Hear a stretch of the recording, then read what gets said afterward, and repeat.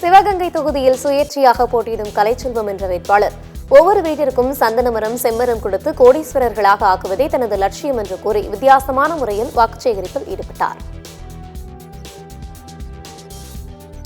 நாடாளுமன்ற தேர்தலில் சுயேட்சையாக நான் போட்டியிடுகிறேன்.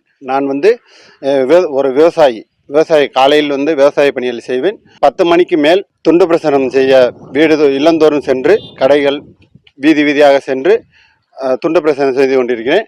நான் வெற்றி பெற்றால் ஒரு சட்டமன்ற தொகுதிக்கும் 1 லட்சம் மரக்கன்றுகள் நடுவதற்கு நடவடிக்கைகள் எடுக்கப்படும். என்னுடைய நாடாளுமன்ற தொகுதியிலிருந்து ஒவ்வொரு வீட்டிற்கும் ஒரு சந்தன மரம் ஒரு செம்மரம் கொடுக்கப்படும். இன்றைக்கு இருக்க சூழ்நிலை இன்னும் ஒரு 20 வருடம் சென்று பார்த்தால் அதனுடைய மதிப்பு 1 கோடி ரூபாயை தாண்டும். அதனால் வீட்டில் ஒவ்வொரு குடும்ப அட்டைதாரரும் ஒரு கோடீஸ்வரராகத்தான் இருப்பார்கள். அவர்கள் பரவாயில்ல, நன்றி, இப்படி ஒரு எளிமையான மனிதரை பார்ப்பது மிகவும் கடினம். ஆனால் நீங்கள் ரொம்ப இவ்வளோ பெரிய சின்ன வயசுலையும் இவ்வளோ எளிமையாக எங்களை பார்க்குறீங்க. அதனால என்னை ரொம்ப பாராட்டுறாங்க. இதனால் எனக்கு வெற்றி வாய்ப்பு மிகவும்